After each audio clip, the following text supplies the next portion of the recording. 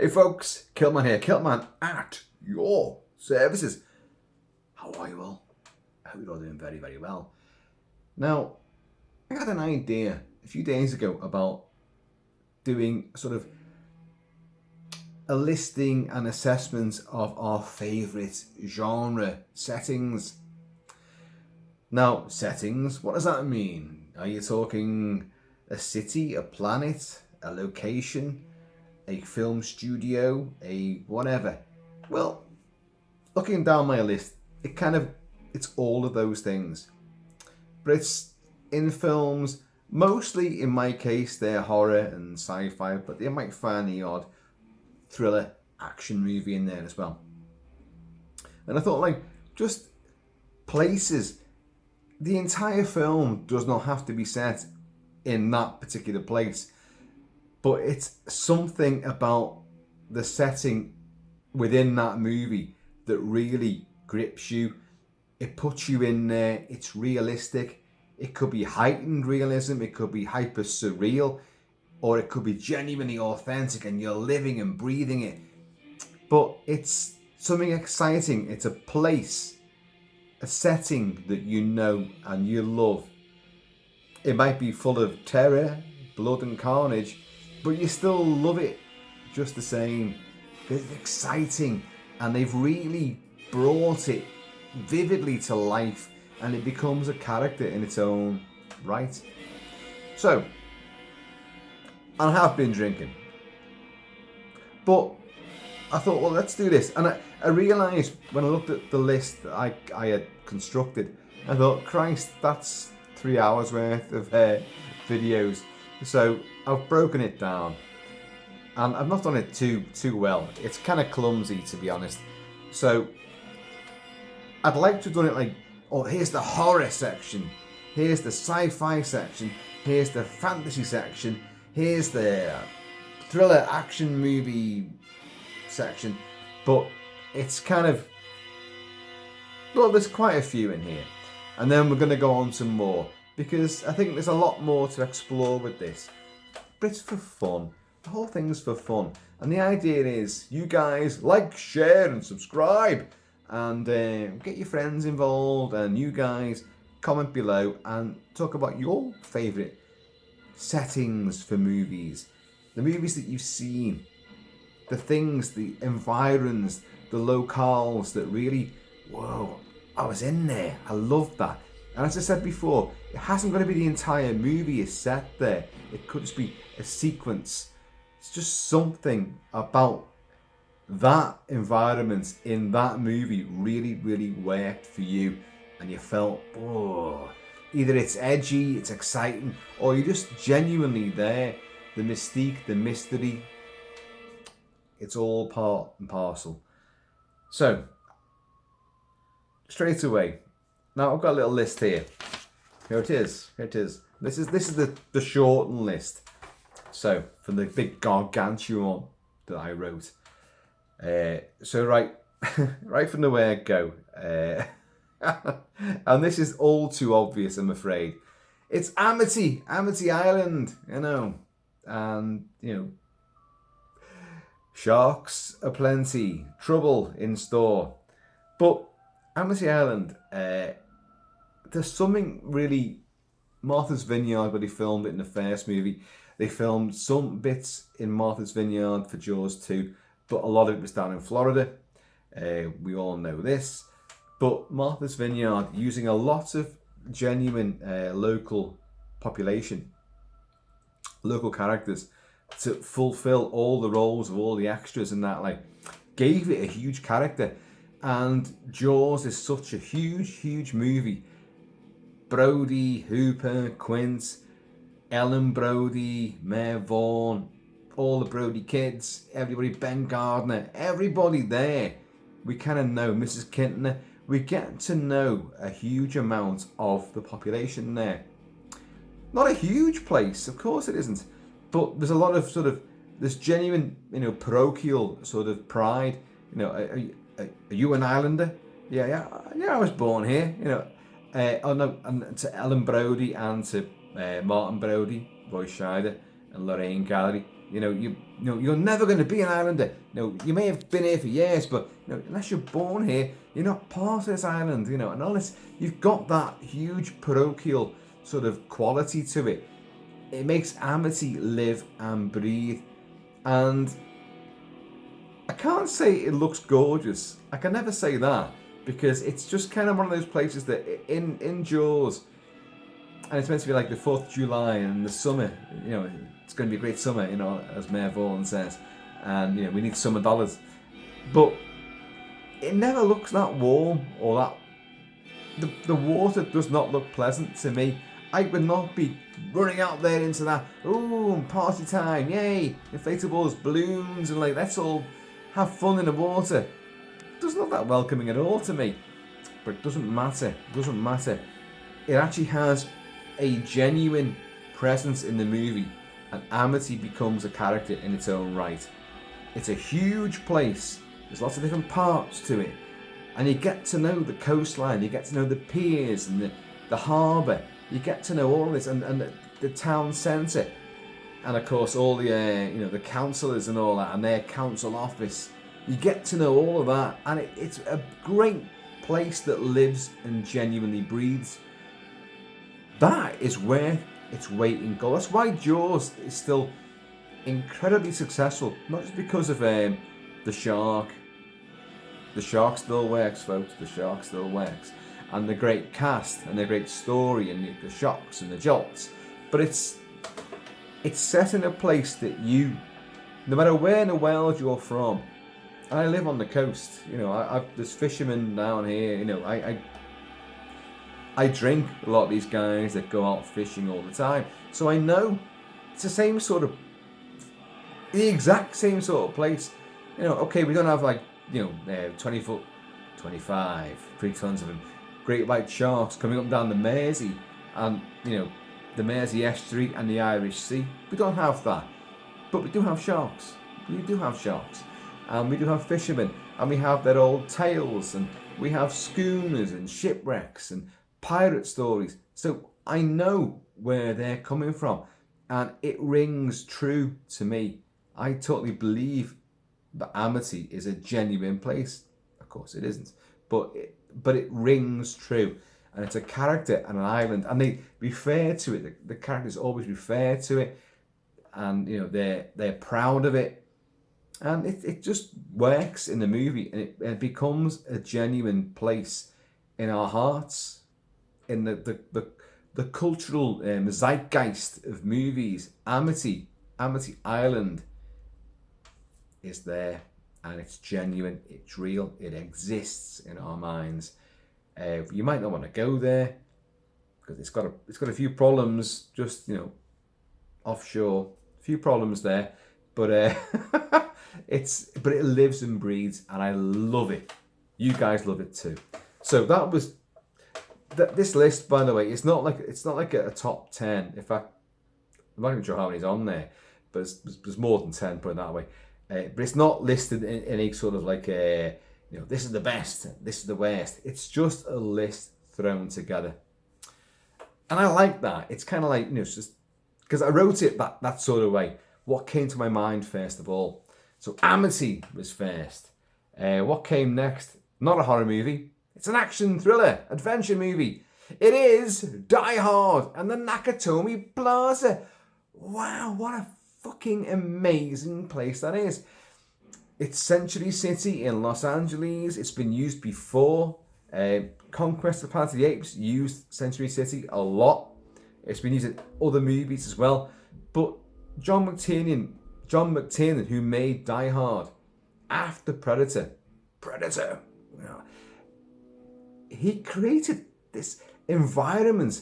It's a multi-story bloody office block, and John McClane, Bruce Willis, has to try and work out that's a computer floor, that's a generator floor, that's this, that, and the other, whatever floors they are. There's office parties down there, terrorists here, there's the lift shafts are here. He has to work it all out. This was the late 80s, but high tech was. It seemed high tech then. When they're going into the place, like when he first goes in there, I'm a guest. My wife works here. what's your name then? Just punch it in. McLean doesn't come up with nothing. And he's like, Christ.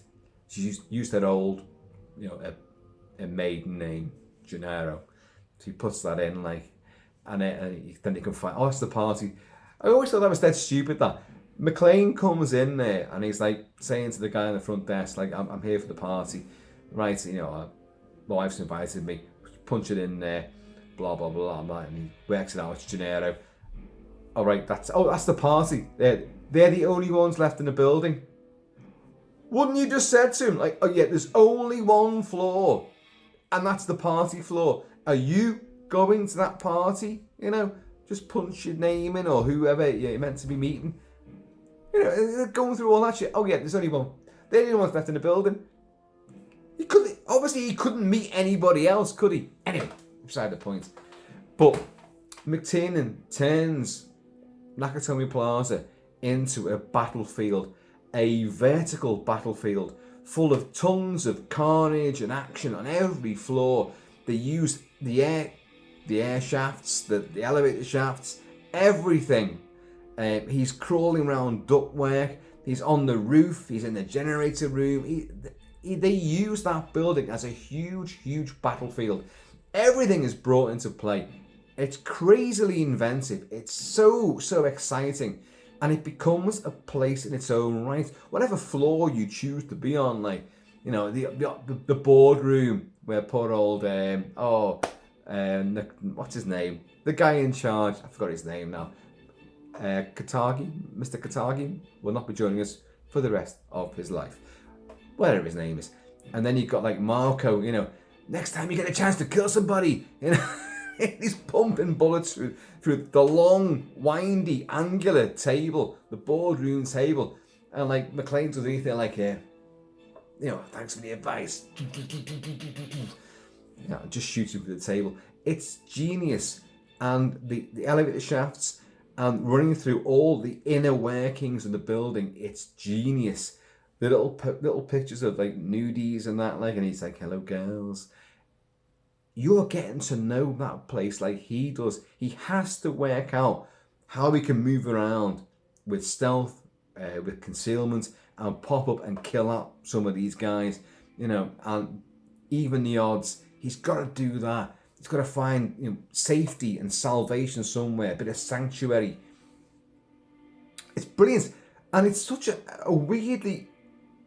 I can never work out how that building is genuinely structured. Now, where I live right now, I live in Wallasey on the Wirral Peninsula.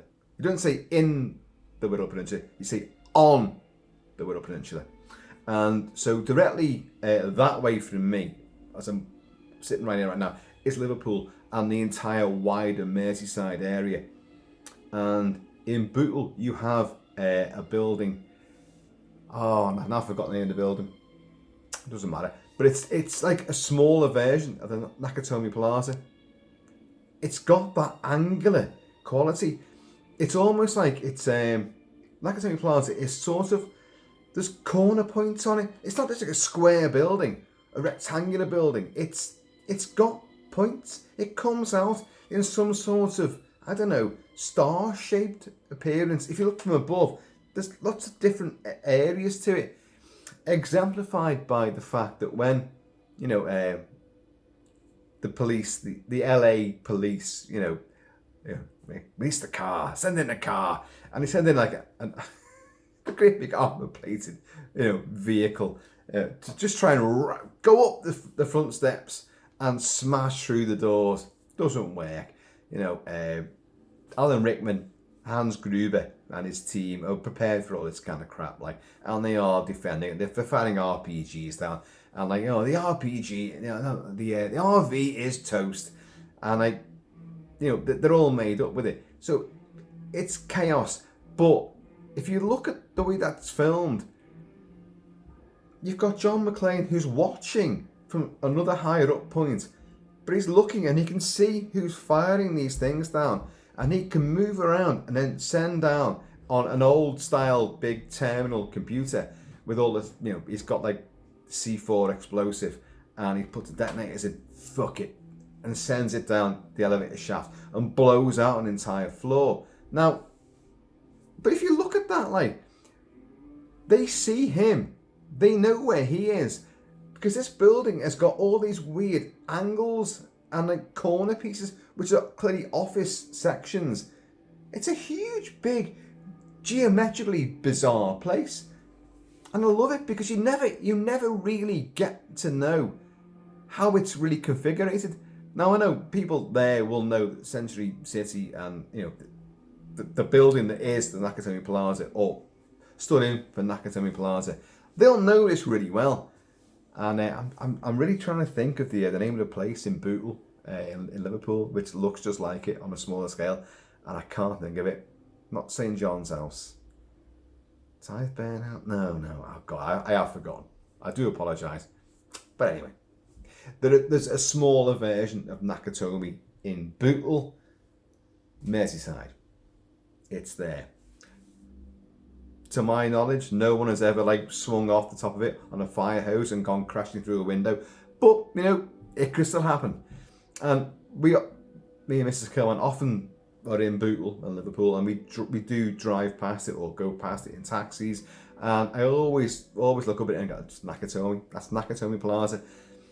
Because it is a genuine, it's a movie setting which becomes a character in its own right, and it's genuinely exciting, and there's so much to it, so many parameters and areas. It lives, it breathes, and it bleeds as well. So, Nakatomi Plaza, can't resist it. What have I done next? Another. You guys who know me, a lot of these things, you'd know, these were obvious. Kilt-Man, you were going to say these anyway. Well, yeah, but there's a damn good reason why I'm going to say them, because I love them, and they're part of the reason why I love the films which are wrapped around them. Outpost 31, The Thing, John Carpenter's The Thing. Cramped, claustrophobic.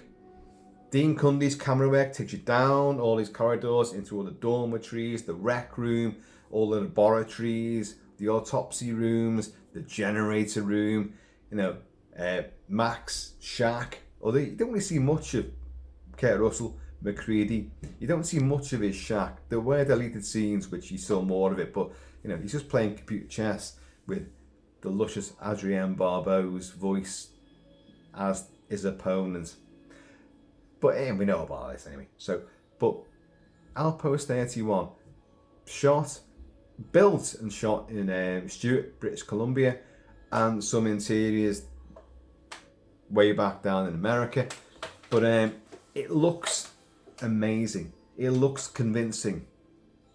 The snow, the ice, the wind. I've said before that I don't find the storm that they undergo in The Thing to be that convincing, because they're struggling against guide ropes and all that. Like, but the wind itself does not seem to be as strong as like they're making out.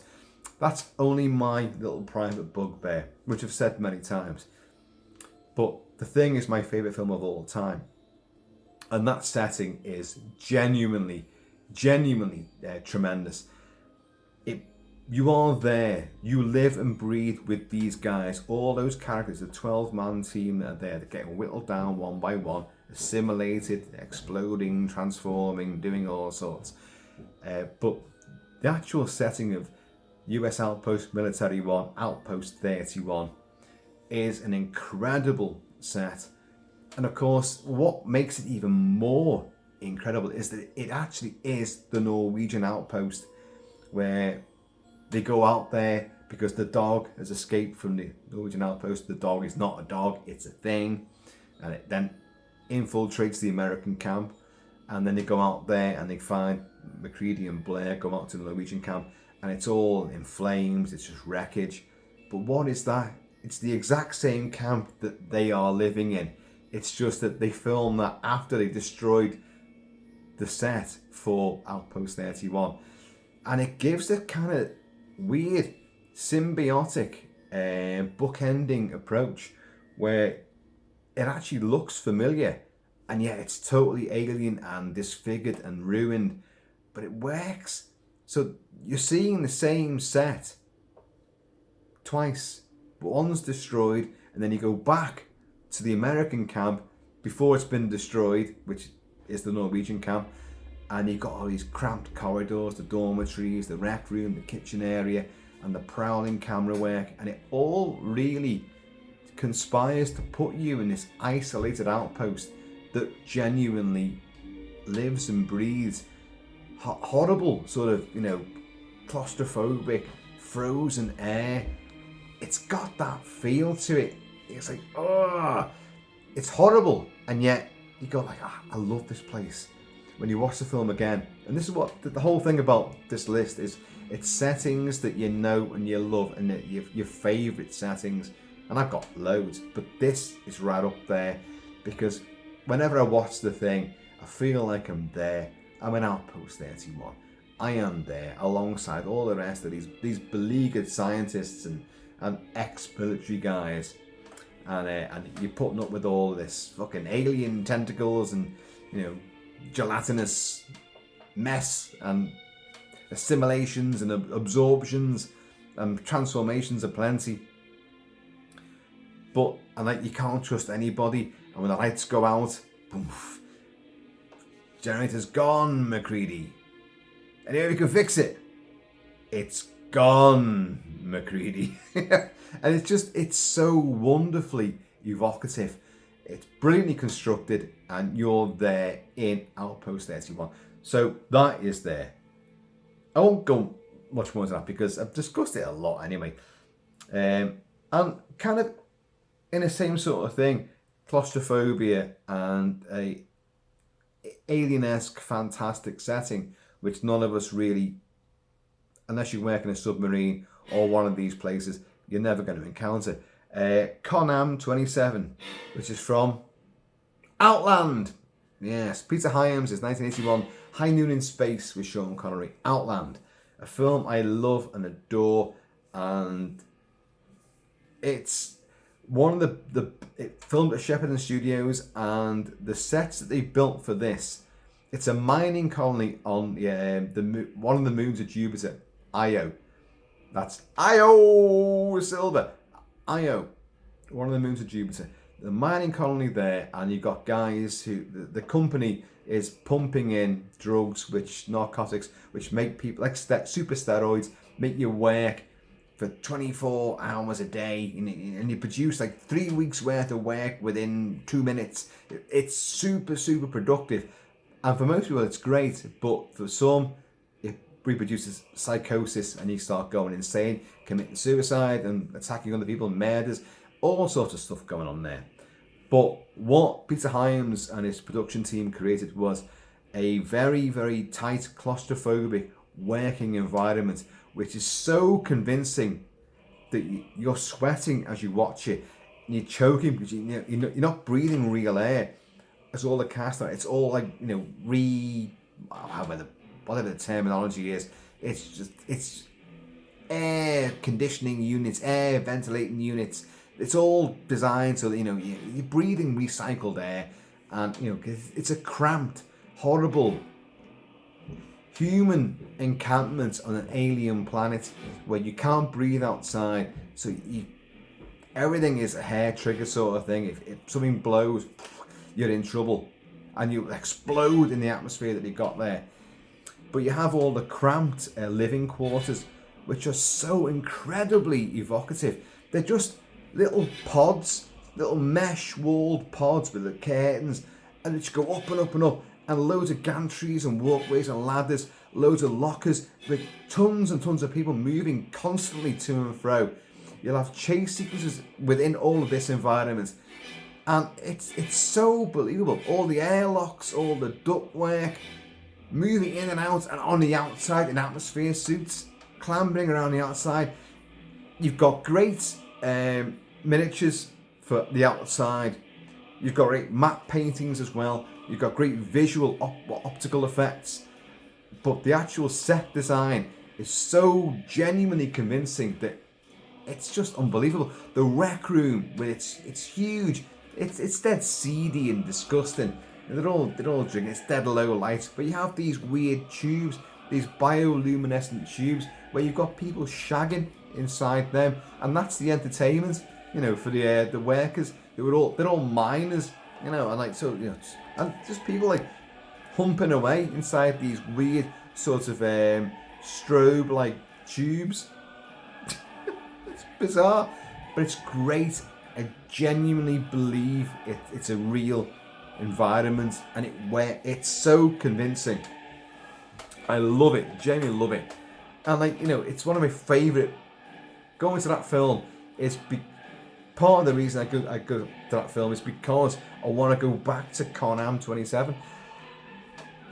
In reality, would you want to go there? Would you fuck? It's horrible. It's genuinely horrible, but it's so realistic to the film and the plot that you're watching that you just think, I want to revisit. I want to go there just to see how Marshall O'Neill, Sean Connery, you know, uncovers all the plot there and who the bad guys are and fights them all off, and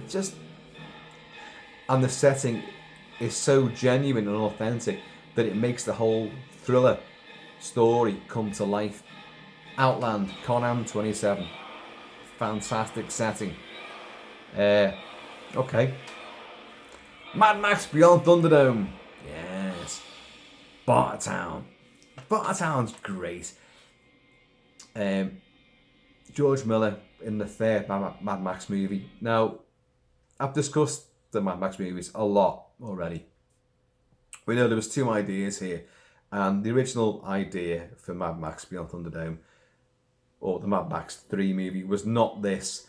There was the whole thing with the lost children and all that kind of thing, the lost tribe, was a different story, and neither was going to work. So in the end, it just meshed them together, and you got Mad Max Beyond Thunderdome, the watered down Mad Max. I know a lot of people don't like it because it's so family friendly and more fantastical, less violence in it. I love it. I do rue the fact it's not as violent. I do have a problem with that, but the film is so genuinely imaginative and out there, with so many huge ideas all jostling together. And under George Miller's masterful direction, even though it's a broken sort of movie, it comes together in a huge stew of imagination and great possibilities. None more so than Bartertown. We now know, after Mad Max, the first one, like it's a societal breakdown. Things are going downhill rapidly.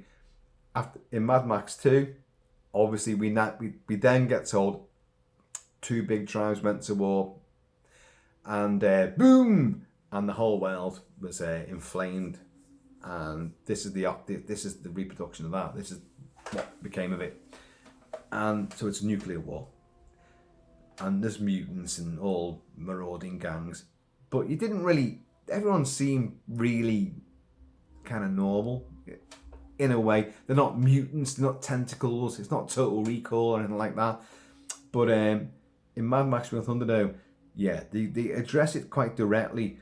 There's radiation everywhere, you can't drink that water, you can't drink this, the food's good. But Bartertown is a place which has sprung up out of nowhere, and it's run by anti-entity Tina Turner.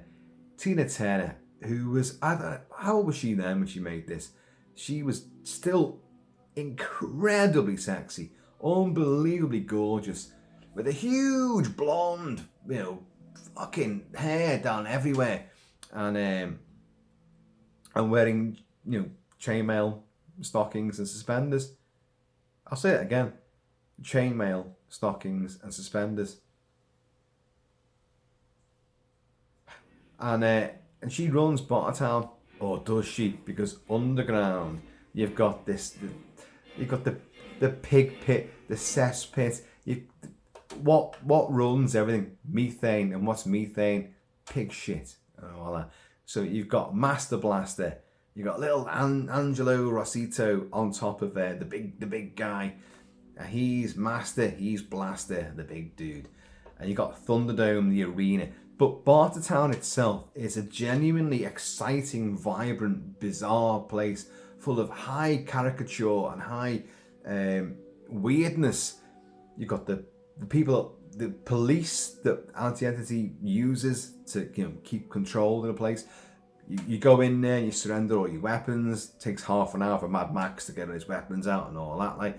And people come in to make a bit of money, do a bit of dealing, have a good time, have a drink. So you've got bars there, you've got entertainment there, and you've got Thunderdome. You can get your hair cut there, you can get big extravagant mohawks or whatever you want to do. Get your hair dyed, get tattoos. It's a lovely, weird, bizarre, baroque place. And I believe it. I genuinely believe that place could exist.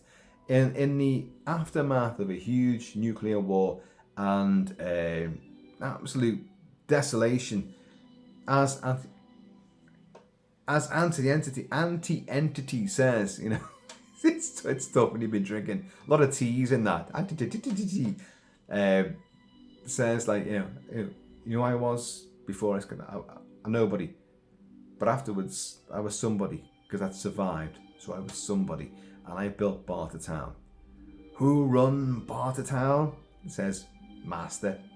Because he's underground. And the whole energy system is because of the methane and all the shit being swirled up there. And so he actually does hold all the strings, and he's in charge there. So he does an embargo, and they can shut off all the fuel and all the lights will go off. Because obviously it's all generator ridden and all that, and it's controlled by all this. But all the denizens who are in there, all the weird people that come across the wasteland, all congregate there, have few bevies, tell their tales. It's like Tortuga in the Pirates of the Caribbean movies, and Tortuga's a real place, by the way. It genuinely existed. It was a pirate enclave during the 16th and 17th centuries. And it was exactly like this, full of ne'er-do-wells, mercenaries, pirates, scoundrels, who would find solace there, recruit new people, new crew.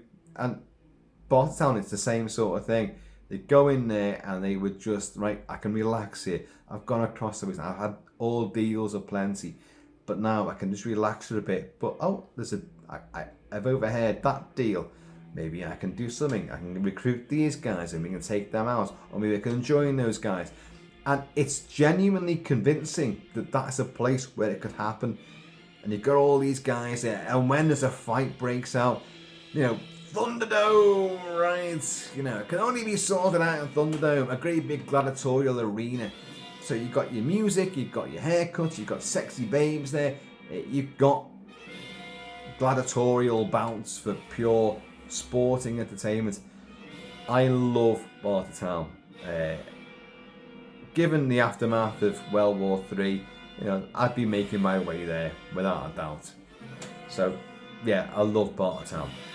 So, what did I write next? I wrote Skull Island. Now, that's quite all-encompassing, isn't it, really? Skull Island, because you've got the original 1933 King Kong, which is rife with dinosaurs. King Kong, rife with dinosaurs and spider pits, so they don't really see too much of that. Lots of threat, danger. You've got a savage tribe there as well. But Skull Island, whatever version you watch, is a place of mystery, mystique. It's exotic, it's fucking dangerous. It's got a great big ape. Whatever version you watch, he's bigger than the usual ape. And he might have his little thing for certain ladies. Who doesn't? But, he's a tragic, heroic, monstrous character. And he is the king of Skull Island. But you've got all this, the weird geography of the place. It's lost off maps. It's surrounded in fog. But when you get there, it's exotic, it's mysterious, it's beautiful. In King Kong 1976, it's genuinely gorgeous. It's waterfalls and full colour, the big vista. It's just an incredibly beautiful place. In 1933, it's glass paintings, glass backgrounds, and lots of matte backgrounds, and lots of different depth sort of stuff going on. And it's full of dinosaurs. It's a very, very dangerous place. But whichever version you watch, excuse me, It's genuinely evocative, and you're there. It's atmospheric. It's dangerous. You know, the foliage itself is just, it's cloying and claustrophobic, and you're going through it, you're sweating, and you've got there's things coming at you left, right, and centre. And that's even besides, you know, the great big 30, 50, 80 foot giant gorilla that rules the place. It's a lovely, bizarre, frightening, and yet so intoxicating place. Skull Island is one of those mythical places, and yet in all the movies they do depict it really well, including the more recent ones, which I'm not a fan of. I'll be honest, I've said it before, and I'm not a fan of them. The original King Kong movies I totally adore, and it's kind of that I'm going back to, but they are places that live and loom large in your imagination. They are mysterious, lost islands, and you've got all of that mystique that goes alongside all that legend, myth, that Skull Island writes that huge and large in great big dripping, gore-drenched neon. Don't come near. This place is full of dinosaurs. Humans don't belong here. Oh, you came anyway. Well, we're going to prove it to you now. Chomp, chomp, chomp. You know, lots of screaming and agony. Oh, it's wonderful. Skull Island is one of those, whichever version, even the books or the comics or the animated shows, it's such an incredibly mysterious and frightening place. But you can't, it's expeditions there. You know that the minute anyone touches ground, you know, on Skull Island, shit's gonna happen and it's gonna be great. But you're gonna uncover something mysterious and weird and frightening. Oh, love Skull Island. Oh yeah.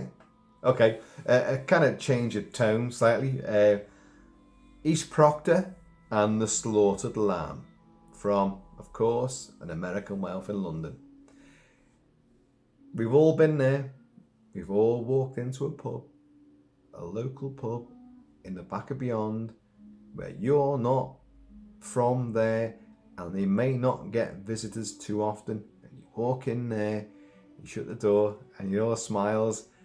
Every head just turns. The music stops, seems to. The world seems to stop. Pints being poured. They pull the tap up and stare at you. It's like time has stopped. You're in limbo and you don't feel very welcome. Been through it a gazillion times. Got loads of stories which I could tell you. Ask me about them. I've got loads of stories about things like this. The Slaughtered Lamb in American Werewolf in London. John Landis, 1981. John Landis is an American, and yet he spent a lot of time in England. And he knew, and he was one of the few guys, even when American filmmakers could not, when British filmmakers could not really capture what the late 70s, early 80s was in Britain at the time. That cultural change and the punk elements, the politics, you know, everyone was skins, and he captured all of that, and it took an American to do it in a pop horror, transformative in more ways than one, horror movie about a werewolf. But The Slaughtered Lamb, he nailed it. Brian Glover. I have forgotten the other guy's name, you know, the dart player. Oh my god, that's annoying me now. Paul Schofield, I think it is. You made me miss. I've never missed that bug before. There's no food here, you know. And Brian Glover like, and chucks out the Mexican, and Rick Mail. Brilliant. If you've been to these pubs in the UK, it's deadly accurate. The dialect, the accents, the attitude, the humour, the viciousness, the closed community element, the distrust of outsiders. It's exactly right. It's absolutely spot on. the stuff on the walls, the archaic stuff, the pentagram, 5-pointed star, maybe the owners are from Texas, remember the Alamo? Oops. It's all totally genuine. And the pub, and the thing is why we love that pub, you want to go there. You do. Don't deny it. You want to go to that pub. I do. I want to go to that pub. And the weird thing is, although Jack and David don't get a good welcome there, and yet and they get driven out, and then of course they meet the werewolf out in the moors, and the good folk, the untrustworthy, but yeah, they still go out there to try and save the day, and they do save David. Ish. It was a mistake to let him leave here. There's something wrong here in this place. That much I can see. Because the second time we go there, it's Dr. Hirsch that goes there. And John Woodvine, who goes there, Dr. Hirsch. And, he's driven up there to investigate the story about werewolves. And he says, can I have Campari and soda? I don't think so. And you've got, David Schofield, the dart player. He's just going, and you've still got Brian Glover there. He's like playing chess and that, and she's going I don't think so, sir. Maybe a small Guinness will suffice. A small Guinness. He's just driven up from London. That's hundreds of miles, by the way. That's from where it's meant, from London to where East Proctor is meant to be. That's hundreds of miles. And so he's had a long journey there to get in torrential rain as well. And a small Guinness will suffice. He has 2-3 sips of that Guinness. Doesn't get the best welcome there. Tries to sit with Brian Glover and pawn take, or whatever the chess terminology is. That takes that. And Brian Glover's the telly team man is what? And I think, do you fancy a game? I don't think so, sir. Why are you here? Oh, yes, I think I'm right. The American boy that was attacked on the moors, he came to us. He was talking about werewolves. Werewolves, sir. Yeah. And they're going, werewolves. Shit. But the point I'm getting to is that the Slaughtered Lamb boozer, the pub itself, in this little isolated enclave in the middle of nowhere, the back end of soggy Britain, it's perfect. It's genuine. And the characters who are in there, despite the rain, a full moon, they all congregate in there. They're safe in there. They're playing darts, they're laughing, they're telling jokes. Once the night's gone by, they're off they're going to go. Back to farming, back to rustling, back to drug dealing and county lines. America, if you don't know what county lines are, just Google it. But it's genuinely convincing of a place that's out in the sticks, and all the rural denizens will congregate there. And because of the film that this is central to, we all want to go there, don't you? You want to go there. You want to go in there, and you want those heads to turn, and you want to try and play darts against them, yeah. But boy, they can play darts.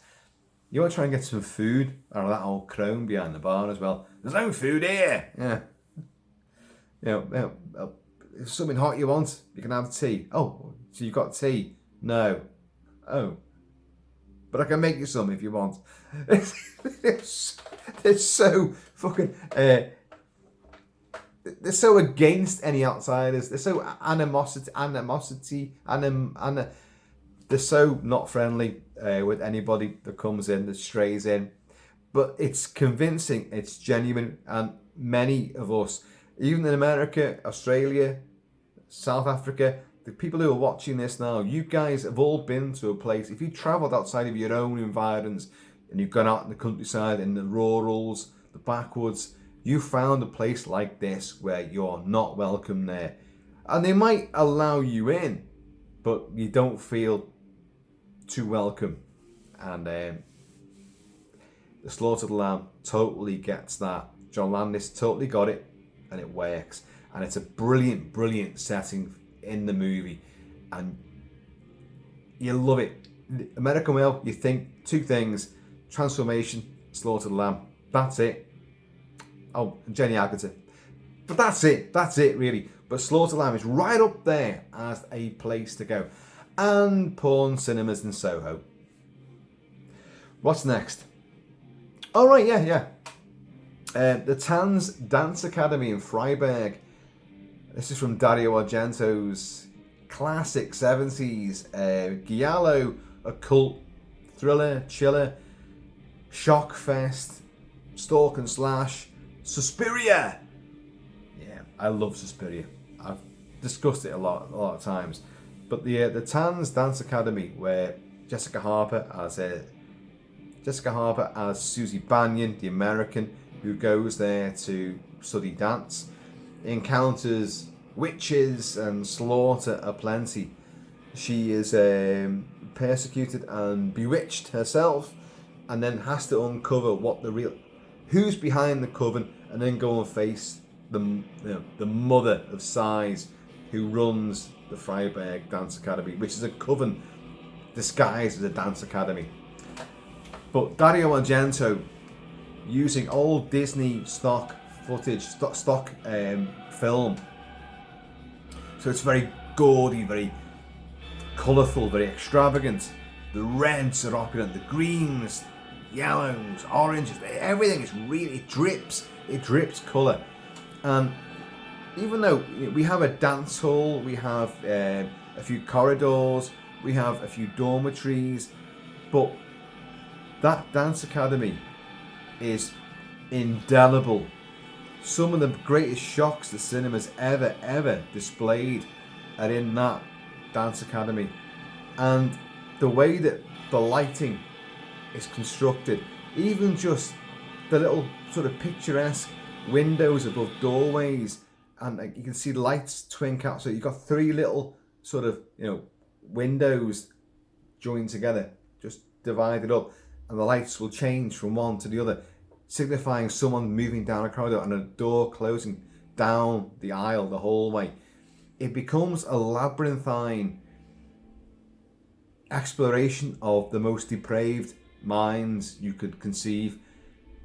This is the building. It seems organic, even without sort of Hogwarts style shifting stairways and corridors and all the CG effects you can imagine. By the way, Hogwarts is not on my list, but it's on. I cut that off. Hogwarts is perhaps one of the greatest settings ever. And I'm not a Harry Potter fan, but my God, it's amazing. But the Dance Academy in Freiburg and Suspiria evokes what Hogwarts became, because even though there's just trickery with camera work and lighting, that sort of splinter of the mind's eye shaft of light when Jessica Harper is walking down a corridor and the cooks are just sitting there, and they've got the kids from the coven, the grandchildren, and they know that she's sort of like an outsider and she might be sussing onto things, and they turn a mirrored blade and this shaft of light just blinds Jessica Harper, and you see the dust mote in that shaft of light. It's truly incredible. The colours, the opulence, the set design, the production art is just to die for. Argento never made good on that promise in any movie from that point onwards. He just didn't. Made some great films afterwards, but nothing would ever be as artistically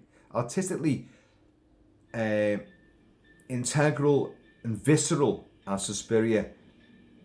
Murders and gore aside, it's the setting itself. That dance academy becomes a labyrinth of a demented mind of a witchcraft-laden imperative, and it's a genuinely terrifying place. You don't want to walk those halls. You don't want to go up into the attic where there's maggots all over the floors. You don't want to go through that window and like go into a room full of razor wire. What? Why would anywhere have a room bathed in neon blue, in just literally 8 feet high? A room constructed purely and filled with razor wire, and a poor girl falls into all that, trying to escape a masked killer. You know, it's so demonic. And it just becomes a place of pure, it's where dreams meet nightmares. That is the Tanz Academy, and I love the place, you know. And Kilt-Man, do you want to go and learn some ballet in the Tanz Dance Academy in Freiburg? Yeah, I do. Oh, damn right I do. And I'd go, but Christ, I'd be sliced and diced. But I'd go because it's so beautifully intoxicating and hypnotic. It's a mesmerizing construction, but it is infernal at the same time. I truly adore the way that Argento brought life to this environment, and it makes it genuinely effective. Right, let's move on again. Okay, right. Oh, there's a few more. Why do I make lists so long? Okay, I'm going to ignore one there because I'm going to put that in the next video. I'm going to do a follow-up to this. But let's go for sci-fi. Let's go for Altair 4 from Forbidden Planet. Yes! Robbie the Robot, Monsters from the Id, the Krell. Now, for this, the setting is Altair 4. The bloody planet itself, the entire planet. Leslie Nielsen and his starship crew arrive there because, you know, they haven't seen anyone from that planet, from the old, you know, explorers that went there. And they find out that, half of them had died. Well, they've all died apart from the Professor Morbius and his daughter, played by the luscious Anne Francis. And it's just him and her there, and Robbie the Robot. But they've got the vast Krell underground network. 1,700 levels going down, and 17,000 going either way. It's, on a scale you couldn't possibly imagine. But what I love about Altair 4, it's Cinerama matte paintings, basically curtains around the set. So you've got polystyrene rocks and fake desert and a green sky. And when our human starship crew arrive there, look at that sky. And you can see there's multiple moons and all sorts of stuff going on. Yeah, but I still take blue. Oh, I don't know. I think a man could get used to this. It's evocative of everything you think of sci-fi. Again, speaking as a much older man now, so a lot of my ideas of sci-fi and sci-fi imagery was born out of 1920s, 30s, 40s, 50s, 60s and 70s covers on sci-fi novels and the likes of TV shows and sci-fi movies from the 40s, 50s, 60s and whatever, So, and Star Trek, the TV series, the original TV series, and the colours and, these rocky canyons and weirdness, alien landscapes. And Forbidden Planet nailed that with Altair 4. They completely nailed it with all these arroyos and all these rocky canyons and mountains, spiral rock structures, all fake, all painted, but with sort of multiple backgrounds. So when Robbie the Robot comes up in the vast distance, and you just see this dust plume travelling horizontally towards him and they're sort of zigzagging, getting nearer to them. It gives a sense of depth to it. And those big cyclorama painted backdrops, they're not real. That's not the point. It's transported you to a wholly alien landscape, and it genuinely puts you there. And you just think, I want to explore this. Wow, look at that sky. Your brain, it's not real, but your brain has been sort of bewitched by those visuals and that sheer depth of imagination which puts you there. Yeah, I know it's nothing compared to CGI landscapes now, but it still works. It has the power to transport you and relocate you, even now. Altair 4 and the gorgeous Professor Morbius's gorgeous sort of weird alien version of a Californian ranch, out in the hills. It's with all weird architecture, weird geometry, and then you see the Krell, industrialized machinery, reaching tens of thousands of miles below the ground. All these levels, all these machinery and circuitry, and you see that are human figures walking through vast, superimposed on vast matte painted backdrops with moving animated displays as well. It's so, you just want to, I'd spend forever and a day wandering the Krell underground. I would love that. I would a good supply of whiskey. I'd be way, way happy. And the outside of it as well, I say the desert landscape, and yet they have a little oasis. They've built an oasis. They've got lush foliage. They've got trees, and it's just a lagoon and a lake. It's just beautiful. Genuinely a gorgeous, gorgeous display and visual illustration of an alien planet, but an alien planet as writ by people from the 30s, 40s, 50s, and that sort of comic book cover and things from like Astounding Tales and sci-fi and all those comic book sort of covers. This was that sort of thing, but put on the big screen. So indelibly gorgeous, so indelibly entrancing and irresistible. You just want to go there. You genuinely want to go there. But there's a monster from the id, but so what? It's so beautiful to be here. It felt genuinely alien and genuinely, I just want to just crash out. On the mountains of this weird, bizarre planet and just look at all the moons and that weird green sky. Fantastic. Love it. Altair 4, Forbidden Planet. What's next? Oh, yeah, okay. Well, we're back with sci-fi, but we're more enclosed. And what is it? It's the Nostromo from Alien. Ridley Scott, 1979. The Nostromo, a little tug ship in space. Space truckers, blue-collar workers. Sweaty, irritable, want to go on strike, need more pay. They're in hypersleep most of the time. But their ship, okay, now we know they meet an alien, people start dying, but the Nostromo itself, claustrophobic, like Conan 27, and there's a lot of connections between the Nostromo and Alien and Conan 27 and the film Outland, and also Blade Runner. There's a lot of connections throughout these movies. You can happily believe they all exist in the same universe. I do. I like to believe that. They're not, but they visually they're the same. Especially Outland and Alien are very, very similar.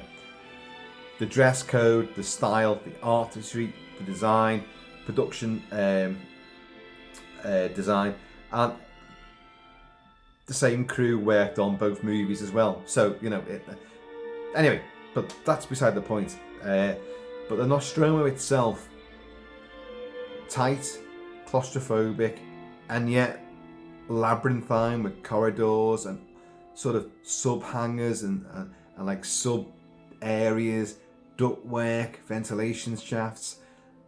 There's loads to it. The little room with Mother, to have your little heartfelt conversations with the computerized bitch that's working for the company for Wheeler-Yutani. And it's you're all expendable, so fuck yous. You've got all that going on, and you've got all these different rooms, and what is it? The sub hangar to level 3 where Brett goes into. You've got water dripping down, and you've got chains hanging there. The big gothic structure that is. And Gothic is the name of the game, because what are they towing? They're towing a huge Gothic cathedral, a castle-like cathedral through space, which is the ore refinery, which they're dragging back through trillions of fucking light years. And this thing behind them is so unbelievably Gothic and impressive and frightening. There was a scene in the original script for Alien. A lot of you guys know this, of course, because there was meant to be a love scene, and it would have been between Tom Skerritt's Dallas, Captain Dallas, and Sigourney Weaver's Warrant Officer Ripley. And they'd be in this sort of like a bubble, sort of like, think like Dark Star, where the commander of Dark Star, John Carpenter's Dark Star, would sit up there in his bubble, and he'd play all his weird glass tubes and all that, like. And you just look at the stars, and they'd have a glass bubble like that, an observation pod sort of thing. And Kane, John Hurt, chest bursting Kane, his body, which had been jettisoned after he died, would float past them, interrupting their love making, and remind you, oh, it's horror, it's horrible here. And but that scene was obviously jettisoned, like Kane's body was. But I've always thought that bubble, that little observation bubble, I wouldn't be looking out to space. I'd be sitting there in that bubble and looking back over the superstructure of the Nostromo to that big Gothic refinery, and I'd just spend forever. I'd be drifting through, gazillion miles through space, going through constellation after constellation and system after system, just looking at that huge Gothic structure. And wow, how impressive and frightening and awe-inspiring is that? And that is the Nostromo and its little refinery, huge refinery it's bringing back. And Ripley blows it all up. But the Nostromo itself, lived in, you feel like Con 27, you feel like people do live here. They've done stuff here. Everything has a purpose. All these coils and wires and circuits and gadgetry and buttons and things, they look real. It feels real. It sounds real. It's a real environment. And like you think, you couldn't imagine Alien without that, could you? If you put that on a blistering sort of clean, sterile and lovely, cozy USS Enterprise, it couldn't work. It couldn't work. Because the Enterprise, as great as it is, and I do love that, and in fact that'll be on the other list as well, but for different reasons. But the Nostromo is a character in its own right, because it's such a realistic place, and it belongs, and we feel we're in there, that we're moving alongside the crew. You know the different rooms, you know where all equipment is, you know like we've got to go into these air ducts and that, like they all have a purpose and a geometry, and wow, it works. And it's so good that they did the elongated corridors by using mirrors. So a lot of the corridors seem far longer and more stretched out than they really are. They're only going for like 10, maybe 12 feet. But with the mirror effect, they're going on for like 50, 60 feet. It's incredible stuff.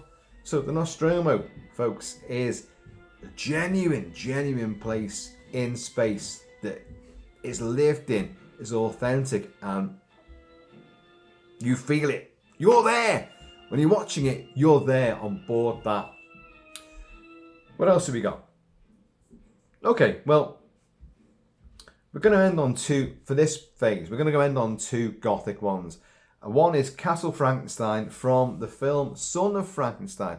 This is the third Frankenstein movie. So you've had Frankenstein, 1931.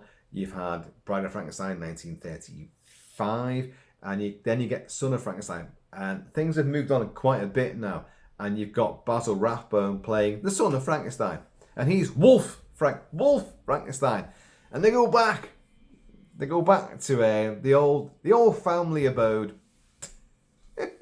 Nobody wants them there. And you've got Bela Lugosi, of course, as Igor. You know, he's had his neck broke, but he survived. He's like, gang. and he will use Frankenstein's monster to reenact his revenge on all the people that got him hanged. But Castle Frankenstein in this is one of the best American reproductions of German avant-garde and expressionist sets. The Cabinet of Dr. Caligari, all angles and shadows.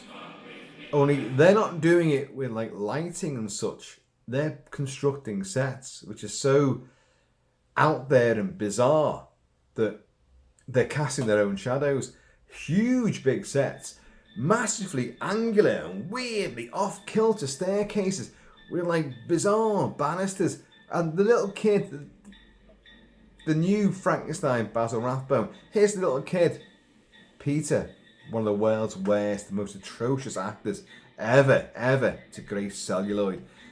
He's up and down the stairs, and yet he could fall off at any moment. It's a death trap. You've got the watchtower as well. You've got a sulphur pit. A sulphur pit? Why would you have a sulphur pit? The watchtower. You've got a crypt. You've got all the things you'd expect from a gothic horror movie from Universal. But it is the German expressionist sets. These huge baronial sets. A table right down the far end, and our two players, him and his missus, will be sitting there. And then, but the camera's way back here, and you've got this staircase, opulence, but shadows are cutting, huge, scything, angular, deep cuts across the frame. Wonderful stuff. It's genuinely beautiful to look at. The shadows, the depth, the environment is just magnificent. It's one of the best castles that Universal ever, or rather, one of the best interiors that Universal ever brought up for a castle.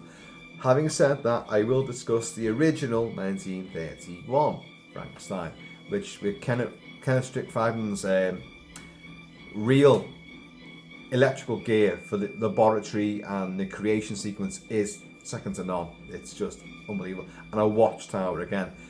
But Son of Frankenstein has such great depth and these beautiful shadows and these angles. People are framed within these cutting, jutting angles of shadow. The lighting is superlative. It's truly incredible to look at. I love the movie as well, although there's a slow element to it, and you've got that annoying Peter character as well. But you've got action, and you've got ego, and you've got Frankenstein's monster. You've got Boris Karloff in the bearskin vest and all that, which is truly wonderful. And the sulphur pit, as I say, which is just a great touch. But yeah, so I've been playing throughout all of this.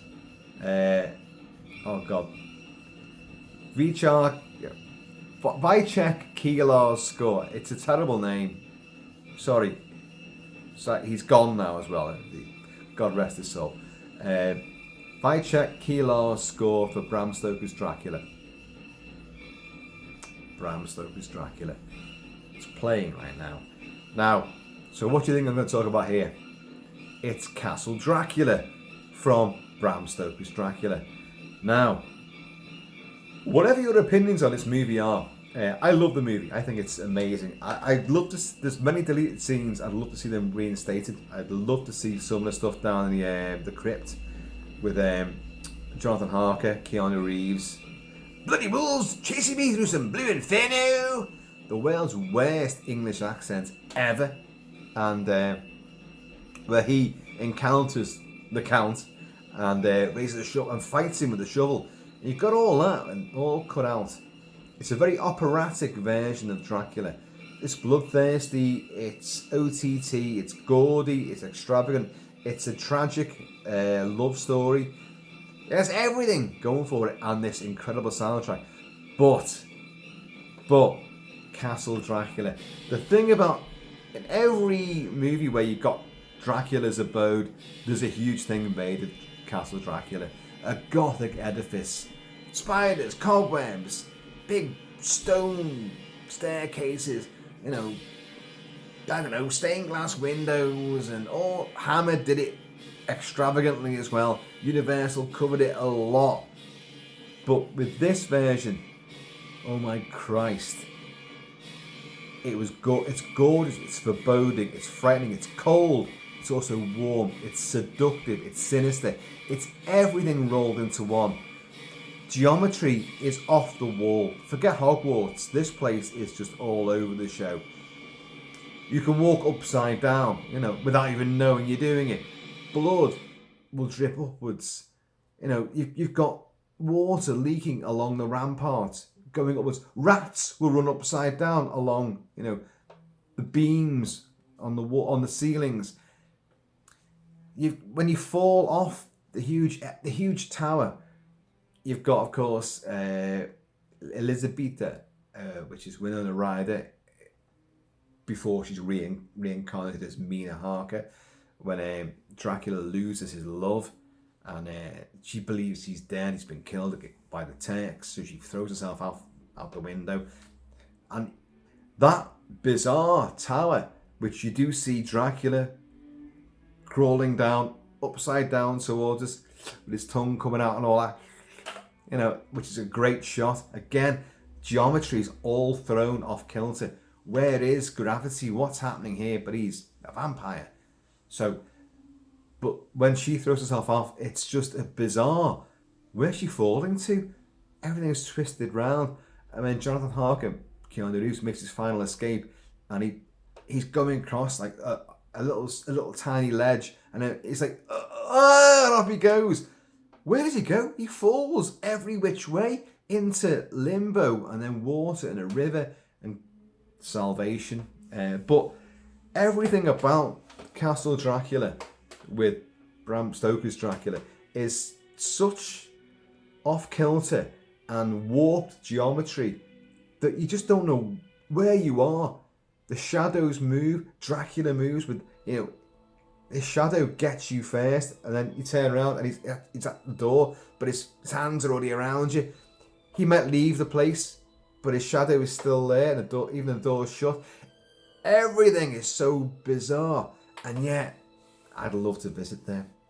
If that place existed, and you look, and you travel agents are like, you know what? It's dangerous. You might not come back. It's gonna cost you an arm and a leg, and perhaps a jugular. But you still want to do it? Sign me up right now. I'm going there. Yeah, one-way ticket. I want Dracula's halls to entertain me every night until they've sucked me dry. But I want to, there's certain rooms you shouldn't go into. This is an old place, and it has many memories. All that kind of stuff. It's got that majesty, that evocative sense of tragic, war-torn history. Ghosts are there aplenty. Spirits are wandering that place in agony and anger.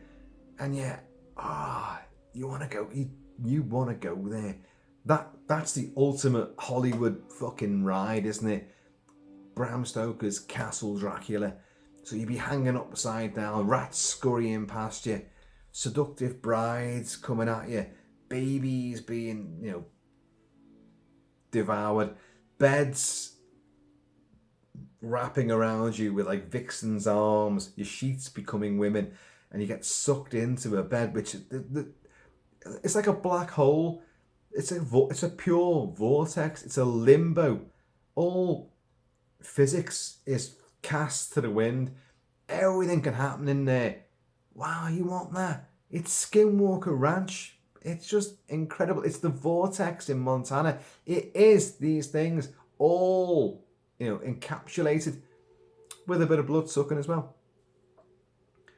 And it's such an incredibly, the huge edifice that it is as well.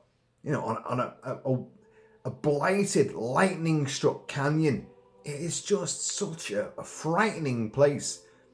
It's built to intimidate, but clearly, and this is the thing about it as well, that it once was a place of love and power and pride, but it all fell to decay, to rack and ruin.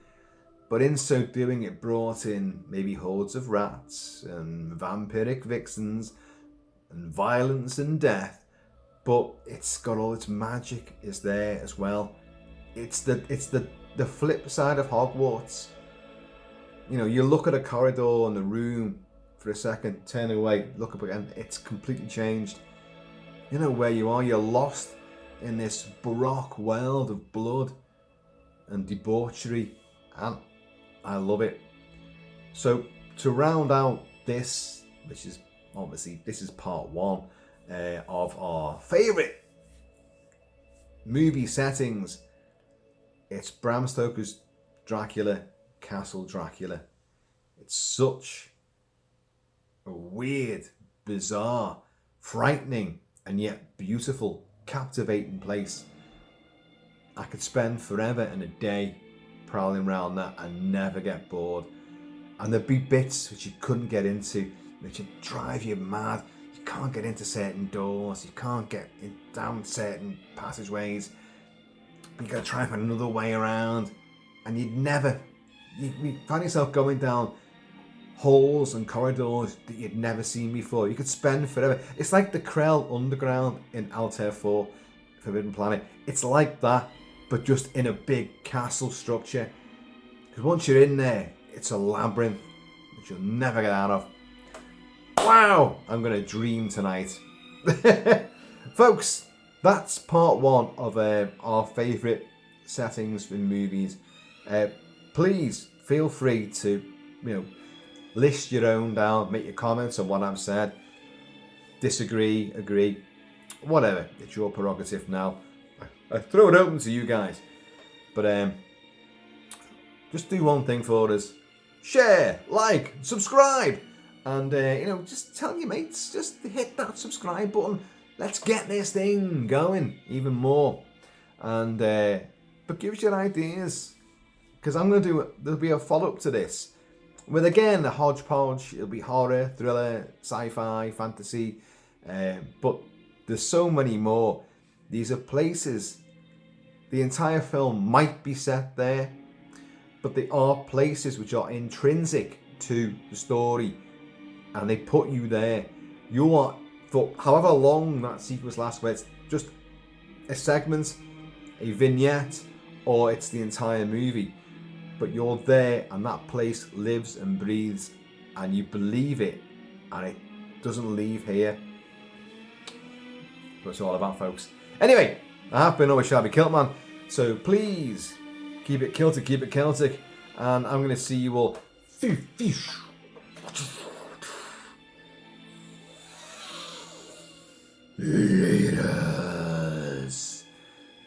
Places, I don't know, they're everywhere, Butlins, Pontins, the B&B, Airbnb, and all that now. None. I move from one to the other. Not an issue. East Proctor, the slaughtered lamb. I'm coming your way soon. A large grouse, please. No ice.